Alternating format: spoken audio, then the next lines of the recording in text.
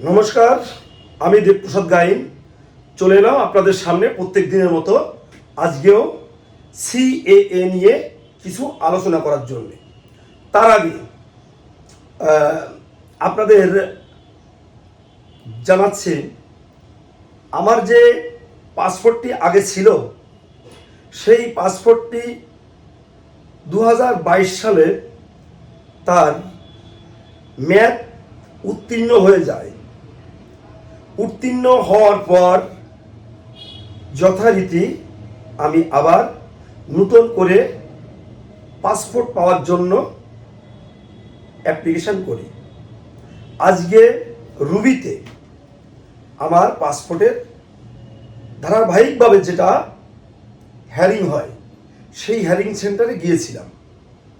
আমার অভিজ্ঞতা আমি আপনাদের কাছে শেয়ার করব, সার্বিক অভিজ্ঞতা, সেটা আজকে নয়, কারণ আরও একটা দুটো ধাপ আছে। সেদিন আমি আপনাদের আমার পাসপোর্ট অফিসের অভিজ্ঞতাটা আমি আপনাদের শেয়ার করব। তো ইতিমধ্যে এই পশ্চিমবঙ্গের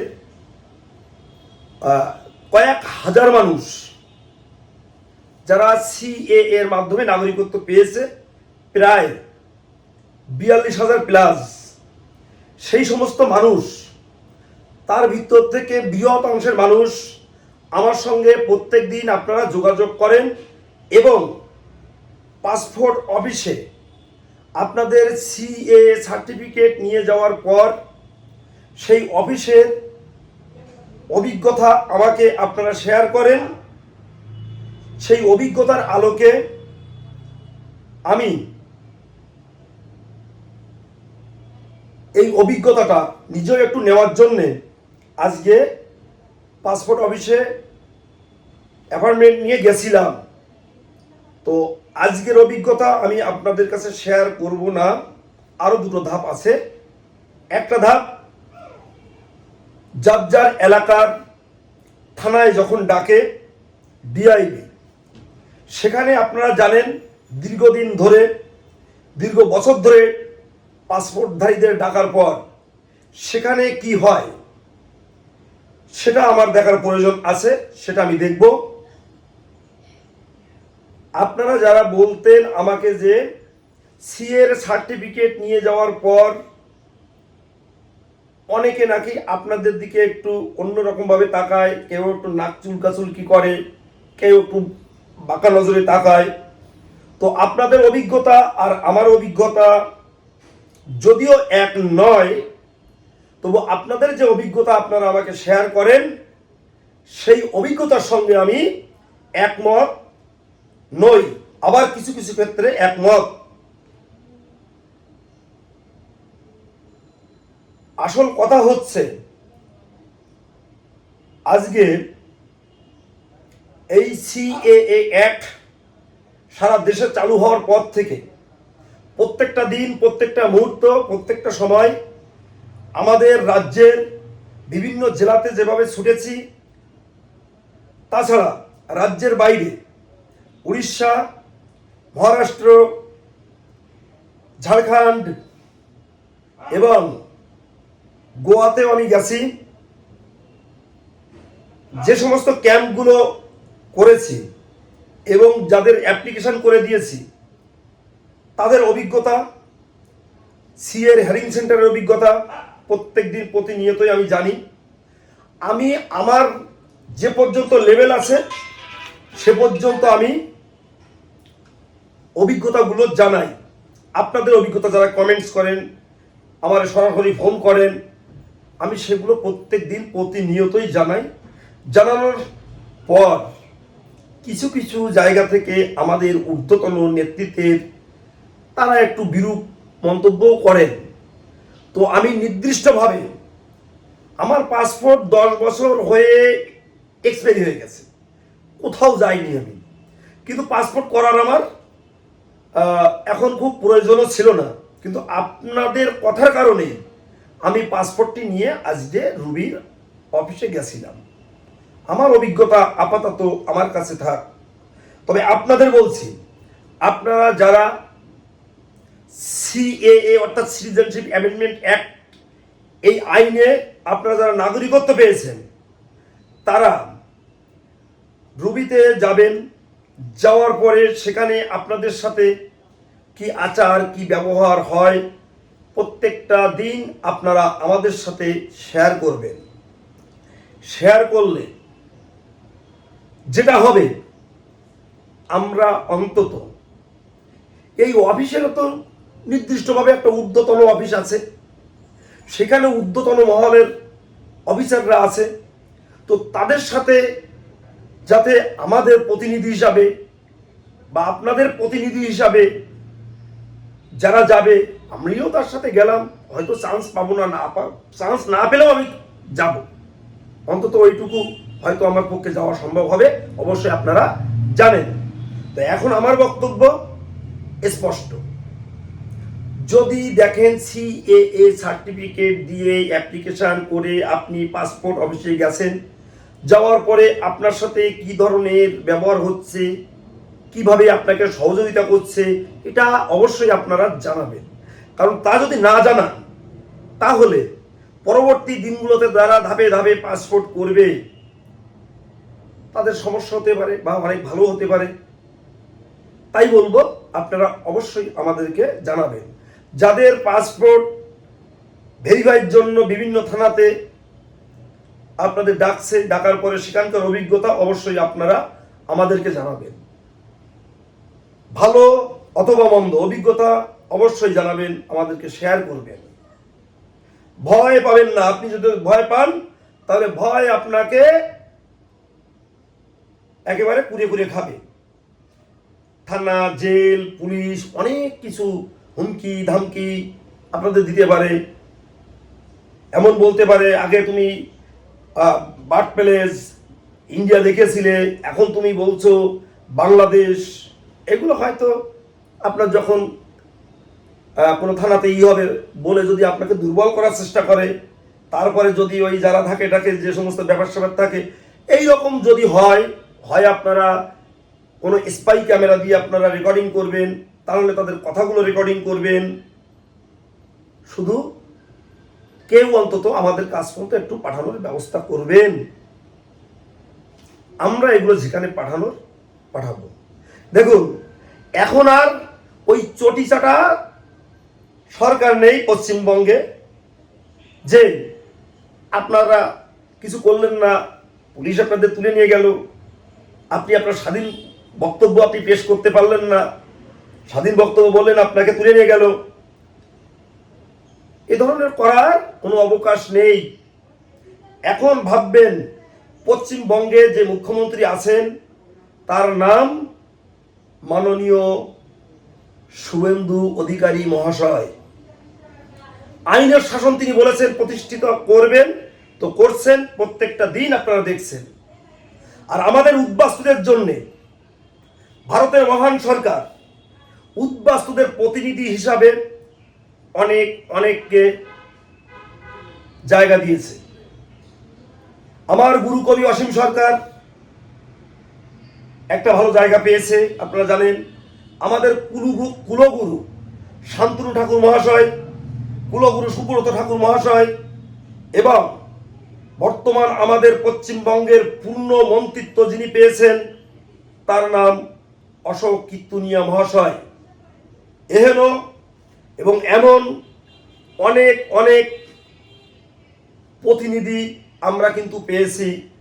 পূর্ববঙ্গ, আফগানিস্তান এবং পাকিস্তান থেকে আসা হিন্দু, বৌদ্ধ, খ্রিস্টান, শিখ, জৈন, ফার্সি এই 6 সম্প্রদায়ের প্রতিনিধি আছে। এই 6 সম্প্রদায়ের প্রতিনিধি আছে। আপনারা ভাববেন না, চিন্তা করবেন না যে আপনাদের পিছনে কেউ নেই। আমি জানি অভিজ্ঞতা আমাদেরও আছে। আপনি এখন বিডিও অফিসে যাচ্ছেন আপনার সিএ সার্টিফিকেট নিয়ে, অনেক বিডিও অসহযোগিতা করছে। তার কারণ এই সমস্ত বিডিওরা এখনো তাদের টেবিলের নিচে ছেঁড়াচটি রেখে দিয়েছে, ওটা মাঝে মাঝে শোকে। শয়ন কক্ষে খাটের নিচে বা উপরে মাঝে মাঝে নিয়ে চাটে। তাদের জন্য আপনারা ফর্ম 6 ফিল আপ করে ভোটার তালিকায় নাম উঠাতে গেলে তারা সহযোগিতা করছে, অনেক ক্ষেত্রে অনেক বিএলওরাও করছে। আমরা সেগুলো নজর রাখছি। চিন্তার কোনো অবকাশ নেই, ভয়ের কোনো কারণ নেই। জন্মেছি একবার, মৃত্যু হবে একবার, ভয়ের কোনো কারণ নেই। অনেক জায়গায় দেখবেন, আমার কাছে এরকম খবর আছে, নদিয়াতে আমরা যাব, নির্দিষ্টভাবে একজন ভিডিও, তিনি আমাদের উদ্বাস্তু মানুষের, সে সিএ সার্টিফিকেট পেয়েছে, সার্টিফিকেটটি নিয়ে তো সে ভোটার তালিকায় নাম উঠানোর জন্য ফর্ম 6 করে গেছিল, তার সাথে যে ব্যবহার করেছে, যেগুলো বলেছে, টোটালটাই আমার এই ফোনে রেকর্ডিং আছে, যেখানে পাঠানোর আমি পাঠিয়েছি। তারপরেও আমরা যাব, এখান থেকে আমাদের উদ্বাস্তুদের প্রতিনিধিদের নিয়ে যাব নদিয়াতে। আমাদের গৌতম দা, অর্থাৎ গৌতম রায়, আমাদের সেখানকার প্রতিনিধি আছেন, গৌতম দাকে বলেছি আমরা যাব। চিন্তার কোনো কারণ নেই, কোনো কারণ নেই চিন্তার। অনেকেই বলেন, অনেক জায়গায় আপনারা যারা অফিসার আছেন, অনেকেই বলছেন এই বাংলাদেশি, এই তো আমাদের ট্যাক্স দিয়ে, আমরা ট্যাক্স দেবো, ভাট দেবো, তোমরা খেয়ে খেয়ে উড়াবা, এই ধরনের কথাও কিন্তু অনেক জায়গা থেকে বলছে। আমাদের বাপ দাদা, ঠাকুর দাদা, 14 পুরুষ যখন ঘুমিয়েছিল এই মহান ভারতবর্ষ থেকে, অখণ্ডিত ভারতবর্ষ থেকে ভাগ করেছিল কিছু কংগ্রেসি দালালেরা। সেই দালালেরা আমাদের বাপ ঠাকুর দাদার কাছে একবারের জন্য জিজ্ঞাসা করেনি যে তোমরা কোথায় থাকবা। যদি ধর্মের ভিত্তিতে দেশ ভাগ হয়ে থাকে, তাহলে কোথায় কারা থাকবে তার সিদ্ধান্ত নেবে কে? তাদের দায়িত্ব ছিল, যাদের দায়িত্ব ছিল তারা দায়িত্ব জ্ঞানহীনের মতো কাজ করেছে। আজকে কিছু সেই কংগ্রেসি দালাল, সেই দালালদের কিছু চামচা কিছু কিছু অফিসে আছে। সেই কংগ্রেসি দালালের চামচারা বলছে যে বাংলাদেশ থেকে এসেছে, কেন তাদের নাগরিকত্ব দিতে হবে, কেন তাদের পাসপোর্ট দিতে হবে। সেই কংগ্রেসি দালালদের বলবো, হুঁশিয়ার, আপনি যত বড় মাপের অফিসার হন আর যাই হন, আমাদের বাপ ঠাকুর দাদাদের জন্ম ভিটা, জন্ম মাটি এই অখণ্ডিত ভারতের একটি প্রান্তে। আপনাদের বাপ ঠাকুর দাদা যারা কংগ্রেসি দালাল, যারা ইয়ায়া খানের চামচা, আইব খানের চামচা, পাকিস্তানের ISS এর চামচা, তারা আমাদের এই বাংলাকে ভাগ করেছিল। আমার বাপ ঠাকুর দাদা ঘুমানো অবস্থায় ছিল ঠিক সেই সময়। তার জন্যে আপনারা আমাদের বাংলাদেশি, বাঙাল, আঙাল, কাঙাল এই ধরনের ভাষা থেকে আপনারা বিরত থাকবেন, আপনি যত বড় মাপের অফিসার হন না কেন। আমি বাই ক্যামেরায় আজকে বললাম, আপনার ক্ষমতা আপনার অফিস পর্যন্ত, অফিসের বাইরের ক্ষমতা এই মহান জনগণের। হাজার হাজার উদ্বাস্ত মানুষের সমস্যা, হাজার হাজার উদ্বাস্ত মানুষের দুঃখ দুর্দশা নিয়ে আমরা লড়াই করছি, সংগ্রাম করছি। কয়েক কোটি হিন্দু, সনাতনী, বৌদ্ধ, খ্রিস্টান, শিখ, জৈন, ফার্সি এই 6 সম্প্রদায়ের মানুষের সমস্যা এখানে। সেই সমস্যা মেটানোর জন্য ভারতের মহান সরকার তাদের পার্লামেন্টে নির্দিষ্টভাবে একটি আইন এনে এখানে নাগরিকত্ব দেওয়ার সরলীকতাকরণ করেছে। তার মধ্যে আমাদের উদ্বাস্তু মানুষ যারা রাতের অন্ধকারে পালিয়ে চলে এসেছে, তারা কিন্তু নাগরিকত্ব পেয়ে এখানে সুন্দর সুস্থভাবে বসবাস করার কথা ভাবছে। এমন সময় যদি আপনারা কোনো দালাল, কংগ্রেসি দালাল, যারা আমাদেরকে পূর্ব পাকিস্তানি করে দিয়েছিল, যারা আমাদেরকে পূর্ববঙ্গীয় অর্থাৎ পূর্ব বাংলার মানুষ করে দিয়েছিল, তাদেরকে আমরা হুঁশিয়ারি দিতে চাই, আপনারা নিজেরা সংশোধন হয়ে যান। সেই তখন থেকেই আপনারা দালালি করতে করতে এসছেন, এখনো আপনারা আর দালালি করবেন না। এমন যেন না হয় আপনাদের চিহ্নিত করে আপনাদের বাড়ি ঘেরাও করতে হয় আমাদের এই উদ্বাস্তু মানুষদের নিয়ে। আমরা কিন্তু 8 মাস 7 মাসে আমাদের ডেলিভারি নয়, 10 মাস 10 দিনেই আমরা মায়ের পেটে ছিলাম, তারপরে আমাদের ডেলিভারি। অত ভয় আমরা পাই না। আপনি ভয় দেখাবেন, পুলিশদের ধরিয়ে দেবেন, এই করবেন সেই করবেন, ওই ভয়ে আমরা পাই না, জন্মেছি একবার, মৃত্যুর স্বাদ গ্রহণ করব একবার, বারবার নয়। যাই হোক বন্ধুরা, উত্তেজিত হওয়ার যদিও কোনো কারণ থাকলেও আজকে আমি বলতে চাইছি না। আপনারা শুধু একটা জিনিস আমাকে জানাবেন, সিএ এর সার্টিফিকেট নিয়ে সরকারি দপ্তরে গেলে যদি হ্যারাসমেন্ট হয়ে থাকেন, যে কোনো দপ্তরে, আপনি রেশনে যাবেন, আপনি অন্নপূর্ণাতে যাবেন, আপনি আপনার স্বাস্থ্যসাথীর কার্ড যেটা এখন সরকারি হয়েছে সেটা করতে যাবেন, আপনি অন্নপূর্ণাতে জমা দিতে যাবেন, আপনি পাসপোর্টের ক্ষেত্রে জমা দিতে যাবেন, আপনি স্কুল কলেজে জমা দিতে যাবেন, আপনি এসসি কার্ডের জন্য, এসসি কার্ড 11 করে যাদের ভেরিফিকেশন করছেন তাদের জন্য আপনারা নিয়ে যাবেন। যদি কোনো অফিসার আপনাদের অসহযোগিতা করে তাহলে অন্তত আমাদের জানাবেন। আমাদের উদ্বাস্তুদের যারা প্রতিনিধি আছে, অনেকেই পার্লামেন্টে ভালো ভালো জায়গায় আছে, আমরা তাদের সাথে এই দুঃখ, দুর্দশা, ব্যথা, বেদনার কথাগুলো আমরা জানাবো, তুলে ধরবো। আপনারা আমার ফোন নাম্বার 9804682324 হোয়াটসঅ্যাপে আপনারা আপনাদের অভিজ্ঞতাগুলো, কোন জেলা থেকে বলছেন, কোথায় গিয়ে আপনাদের অসুবিধা হচ্ছে, এইগুলো আপনারা অবশ্যই আমার হোয়াটসঅ্যাপে পাঠাবেন। যেখানে পাঠালে সুবিধা হয় আমি ঠিক সেখানেই পাঠাবো। পাঠানোর পর আমরা দেখব যে আমাদের হয়ে যারা প্রতিনিধিত্ব করছে, কোনো এমএলএ, কোনো মন্ত্রী, কোনো এমপি, তারা আমাদের জন্যে লড়াই সংগ্রাম করে কি বহন করে আনতে পারে, সেটা কিন্তু আমাদের আজকে দেখার। এমতো অবস্থায় আমি আপনাদের একটা কথাই বলবো, হয়তো প্রথম দিক দিয়ে অনেকেই সিএ সার্টিফিকেটের গুরুত্ব বুঝতে পারছে না, অনেক অফিস আদালতের। আবার অনেকেই আছে, আপনারা দেখেছেন যে বিগত এই 15 বছরে অনেক ঘুষ দেওয়া অফিসারও তারা মোটামুটি চাকরি খুঁয়ে চলে গেছে।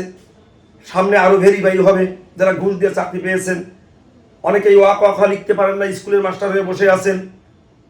এই রকম কোনো অফিসার আপনার সিএ সার্টিফিকেটের গুরুত্ব যদি না বোঝে, তাহলে তাদের যদি নাম, ঠিকানা, তাদের ডেজিগনেশন এগুলো জেনে আসতে পারেন, তাহলেও কিন্তু আমাদের উপকার হবে। কারণ সেই অফিসারের কাছে আমরা জিজ্ঞাসা করাবো আমাদের প্রতিনিধিদের দিয়ে যে এই সিএএ সার্টিফিকেটের গুরুত্ব আপনি বোঝেন কি বোঝেন না, আপনি লেখাপড়া জানেন কি জানেন না, আপনি আপনার হাতের অ্যান্ড্রয়েড ফোনটা খুলে গুগলে গিয়ে আপনি এই আইন পড়তে পারেন কি পারেন না। সিএ অ্যাক্ট অর্থাৎ এই আইনে বলা আছে বাংলাদেশ, আফগানিস্তান, পাকিস্তান থেকে আসা হিন্দু, বৌদ্ধ, খ্রিস্টান, শিখ, জৈন, ফার্সি এই 6 সম্প্রদায়ের মানুষ এই মহান ভারতবর্ষে আসার পরে তারা Aadhaar card, voter card, ration card, PAN card, ব্যাংকের বই, জমির দলিল, এসসি কার্ড, পাসপোর্ট, যে সমস্ত কাগজপত্র করেছে সব কিছু অফিসারদের ঘুষ দিয়ে করেছে, টাকা দিয়ে করেছে। হয়তো কিছু সংখ্যক লোক সেটা করেনি, 1/3 লোক কিন্তু একেবারে ঘুষ দিয়ে করেছে, অসৎ অফিসারদের দিয়ে ঘুষ দিয়ে করেছে। কারণ থাকতে হবে, আমাদের বাঁচতে হবে, তাই আমরা করেছিলাম। সেটা বলতে গেলে যদি আপনাদের গা এখন চুলকায় আপনারা অফিসার, সেটা তো আমাদের দেখার দরকার নেই, সেটা আমাদের দেখার দরকার নেই। স্পষ্টভাবে আইনে বলা আছে, এই সিএ আপনারা পড়বেন। আপনারা যারা নির্দিষ্ট স্থানে বসে আছেন, এই আইনে কি বলেছে, Aadhaar card, voter card, ration card, PAN card, ব্যাংকের বই, জমির দলিল, এসসি কার্ড, পাসপোর্ট, যা যা করেছি, এমনকি সরকারি চাকরিও করছে আমাদের অনেক লোক, তাদের কোনো ডকুমেন্টস বাতিল করা হবে না। উপরন্তু তাদের জন্য সিএ এর মাধ্যমে সার্টিফিকেট পাওয়ার পর এই ডকুমেন্টসগুলো সবগুলোর তার প্রাধান্যতা দেবে, তার মূল্যায়ন করা হবে, কোনো ডকুমেন্টস বাতিল করা হবে না। কোনো অশিক্ষিত মূর্খ অফিসাররা যদি এই বক্তব্য বুঝতে অসুবিধা হয়, তাহলে আপনাদের বলবো, আপনারা আইনের ছাত্র না হলেও নির্দিষ্ট জায়গায় বসে আছেন, অন্তত সিএএ অ্যাক্ট এটা একটু আপনারা পড়বেন কি লেখা আছে। যাই হোক বন্ধুরা, তোমরা যারা প্রত্যেক দিন আমার এই বক্তব্য শহর, বন্দর, গ্রামগঞ্জে প্রত্যেক দিন শোনো, তাদেরকে বলবো আমার এই প্রতিবেদন শেয়ার করে দেশ ও দেশের বাইরের লোককে দেখার সুযোগ করে দেবে এবং চ্যানেলটিকে অবশ্যই সাবস্ক্রাইব করবে।